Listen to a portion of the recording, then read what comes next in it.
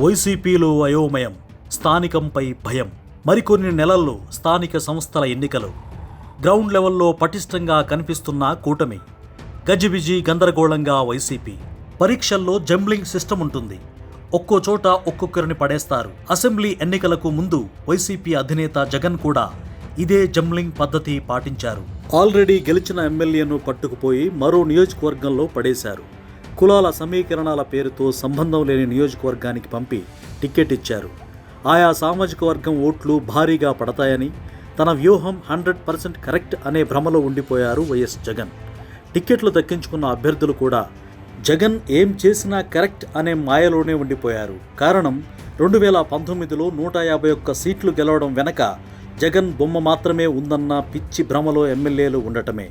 2024లో ఎన్నికల ఫలితాలు వచ్చాక తెలిసింది, గతంలో తాము గెలిచింది జగన్ బొమ్మ వల్ల కాదు, నియోజకవర్గంలో తమకు వ్యక్తిగతంగా ఉన్న బలం వల్లే అని. సో జగన్ భ్రమల్లోంచి ఇంకా బయటపడినట్టు లేరు. అటు వైసీపీ నేతల్లోనూ ఇంకా తెగింపు రావడం లేదు. అసలే స్థానిక సంస్థల ఎన్నికలు దగ్గరకు వచ్చేస్తున్నాయి. ఇప్పటికైనా తమను తమ నియోజకవర్గానికి పంపించండి అని అడగలేకపోతున్నారు నాయకులు. అటు జగన్ కూడా దీనిపై కసరత్తు మొదలుపెట్టలేదు. స్థానిక సంస్థల ఎన్నికల్లో స్థానిక లీడర్ల హవానే ఉండాలి కూడా. ఎవరికి అవకాశం ఇస్తే గెలుస్తారో పార్టీ అధినేత కంటే స్థానిక నేతకే బాగా తెలుసు.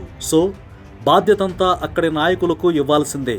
అలాంటప్పుడు 2024 ఎన్నికలకు ముందు చేసిన జంబ్లింగ్ను క్యాన్సిల్ చేయాలి కదా.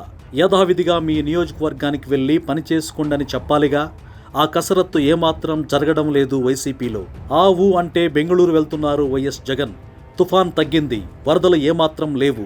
అయినా సరే క్షేత్రస్థాయికి రానే లేదు వైఎస్ జగన్. ఇలా అయితే వైసీపీని సొంత క్యాడరే మర్చిపోతుందనే అభిప్రాయం వ్యక్తమవుతోంది.